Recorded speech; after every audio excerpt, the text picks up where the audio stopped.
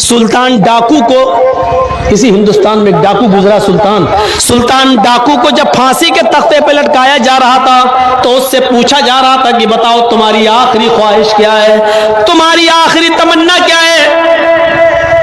जवाब दिया सुल्तान डाकू ने कि मेरी आखिरी तमन्ना यह है कि मेरी मां को मेरे सामने खड़ा कर दिया जाए और जब मुझे फांसी दी जाए तो उस वक्त मेरी मां मुझे अपनी आंखों से फांसी पर लटकता हुआ देखे।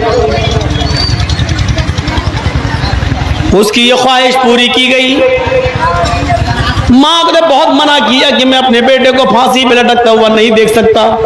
कहा मां, अगर तेरे बेटे की ख्वाहिश ये है तो तुझे अपने बेटे की ख्वाहिश पूरी करना चाहिए। मां सामने आ गई। कहा बेटे, तुझे फांसी दी जा रही है और तूने ये शर्त लगा दी कि मेरी मां मुझे देखे। मां अपने बच्चे के हाथ में पैर में खरोंच बर्दाश्त नहीं करती है, फांसी कैसे बर्दाश्त कर लेगी। क्यों तू मुझे जीते जी मारने के लिए अपने सामने खड़ा कर दिया। उसने कहा जल्लादो, आए जल्लाद, अब अगर कोई और ख्वाहिश मेरी पूरी कर सकते हो तो बताओ। कहा कोई और भी ख्वाहिश है। कहा एक और है। कहा क्या है। कहा कि मेरे साथ साथ अगर हो सके तो मेरी मां को भी फांसी दे दो। कहा ये क्या बात रही। जुर्म तुमने किया, मर्डर तुमने किए, कत्ल तुमने किए, चोरियां और डकैतियां तुमने डाली और कह रहे हो फांसी मेरे साथ मेरी मां को भी दो। कहा हाँ, इसकी वजह यह है कि जब मेरी उम्र 5 साल की 6 साल की थी और मां ने मुझे 1 दिरहम देकर भेजा था दुकान पर और कहा था कि बेटे दुकान से 2 अंडे ले आओ। मैं 2 अंडे लेने के लिए जब दुकान पर गया तो मैंने दुकान से 2 अंडे ले लिए और पैसे देना मैं भूल गया। दुकानदार ने भी पैसे नहीं लिए, भूल गया।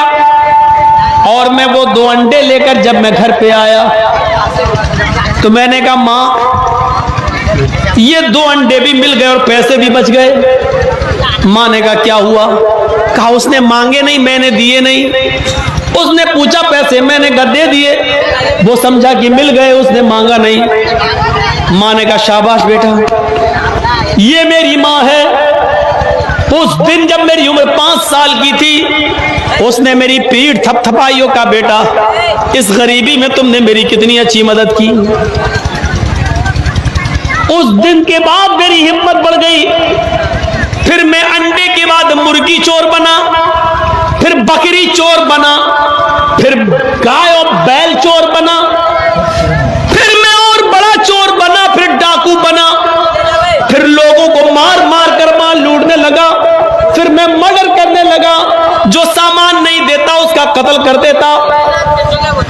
अगर उसी वक्त मेरी मां ने एक थप्पड़ मेरे चेहरे पे मारा होता और मेरी उंगली पकड़ कर ले जाकर उस दुकानदार के पास जाकर उसका पैसा दे दिया होता और कहती मेरी मां कि ये बच्चा भूल गया था या झूठ बोला था, ये पैसा तुमको नहीं दिया, तो आज मैं इतना बड़ा चोर नहीं बनता। मुझे इतना बड़ा चोर बनाने में, मुझे इतना बड़ा डाकू बनाने में मेरी मां का रोल है। आज मैं फांसी के तख्ते पे लटक रहा हूं। मां ये तुम्हारी देन है, मां ये तुम्हारी तरबियत है जिसकी वजह से मैं फांसी के फंदे पे लटक रहा हूं, आज तख्तेदार पे लटक रहा हूं। मां के पास अपने बेटे के इस सवाल का कोई जवाब नहीं था, लेकिन कानून कानून था, इसलिए सुल्तान डाकू को तख्तेदार पे लटका दिया गया और उसकी मां को उसके घर पहुंचा दिया गया। मां अपने बच्चे को तरबियत देकर अब्दुल कादिर जिलानी भी बना सकती हैं और मां अपने बच्चों की तरबियत न देकर सुल्तान डाकू भी बना सकती हैं। मदर्स लेप is first college for children. मां की गोद ये बच्चे का पहला मदरसा है। बच्चा मां की गोद से जो तरबियत सीखेगा वो सीखता है। और बच्चे को अगर मां ने नहीं सिखाया तो दुनिया की किसी यूनिवर्सिटी से कोई अच्छा लड़का अच्छी तरबियत लेकर नहीं उठेगा। यहां जितने शराब पीने वाले हैं, जरूर उनकी शराब पीने में उनके मां बाप का कोई रोल रहा होगा, वरना कोई नौजवान शराब नहीं पीता। अगर कोई बीड़ी सिगरेट और पान तंबाकू का हुक्म है तो यह तरबियत तुम्हारे मां और बाप की है, माफ कीजिएगा। अगर कोई शराबी शराब पीता है तो यह तरबियत तुम्हारी मां और बाप की है। अगर कोई 200 और 500 और 1000 रुपए में जाकर लड़कियों के जिस्मों से खेलता है और जिना करता है गुमटियों पर या फिर अड्डों पे और चकलों पे जाके, तो इसमें तुम्हारी नहीं तुम्हारे मां बाप की तरबियत का रोल है। मेरे भाइयों, अब चाहो तो अपने मां बाप को रुस्वा करो और चाहो तो अपने मां बाप की इज्जत का उनको बढ़ाओ। ये हमारे बुरे कामों के पीछे हमारे मां बाप का किरदार देखा जाता है। अल्लाह के नबी ने फरमाया, इन्ना शद्दन्नासी अज़ाबन यौमल क़ियामह अल मुसव्विरून, कयामत के दिन सबसे ज्यादा सख्त अज़ाब उसको दिया जाएगा। कयामत के दिन सबसे ज्यादा सख्त अज़ाब उसको दिया जाएगा। किसको? कयामत के दिन सबसे ज्यादा हार्ड और सबसे ज्यादा सख्त अज़ाब उसको दिया जाएगा जो तस्वीरें खींचते होंगे, जो तस्वीरें बनाते होंगे। पासपोर्ट में फोटो खींचना जरूरी है, उस वक्त ले लो। आधार कार्ड के लिए फोटो जरूरी है, चलो ले लो। लेकिन दुकान पे बैठे अपनी सेल्फी ले रहे हैं, भेज दो। जर्जी साहब आपके पास आया, अच्छा चाय पी लीजिए, आप चाय पिला रहे, फोटो ले ली, भेज दी, देखो जर्जी साहब हमारी दुकान पे आए। इतनी इजाजत नहीं है इस्लाम के अंदर। अल्लाह के नबी ने यह नहीं कहा अजाब होगा, अल्लाह के नबी ने कहा सबसे ज्यादा सख्त अजाब होगा। जहन्नम का हल्का अजाब तो यह है कि एक चिंगारी पैर के नीचे रख दी जाए तो दिमाग खोलेगा। एक चिंगारी जहन्नम की आग की पैर के नीचे रख दी जाए, यगली मिनहुमा दिमागु, तो उससे दिमाग हांडी की तरह खोलेगा, जैसे पानी उबलता है ऐसे दिमाग उबलेगा। जब हल्का अजाब यह है तो सबसे ज्यादा सख्त अजाब जहन्नम का क्या होगा? और अल्लाह के रसूल फरमाते सबसे ज्यादा सख्त अजाब उसको होगा जो तस्वीरें लेता होगा। कयामत के दिन जहन्नम खींच कर लाई जाएगी। कयामत के दिन ये जहन्नम खींच कर लाई जाएगी।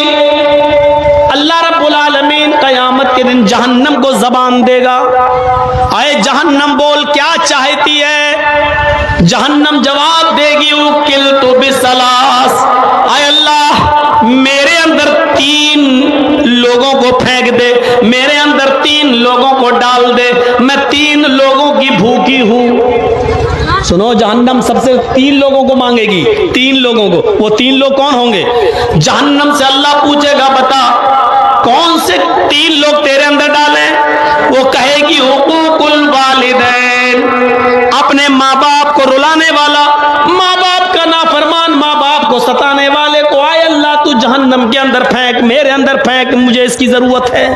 जहन्नम मांगेगी दुनिया में जो अपने माँ बाप को रुलाते हैं, दुनिया में जो अपने माँ बाप को सताते हैं, दुनिया में जिनके माँ बाप जिनसे खुश नहीं है, दुनिया में जिनके माँ बाप जिनसे तकलीफ उठाते हैं, कयामत के दिन जहन्नम उन बच्चों को, लड़कों को, नौजवानों को, लड़कियों को, लड़कों को मांगेगी जिन्होंने दुनिया में अपने माँ बाप को परेशान किया। अल्लाह रब्बुल आलमीन ऐसी औलाद को जहन्नम के अंदर फेंक देगा। कहेगा ये जहन्नम अब दूसरा बोल।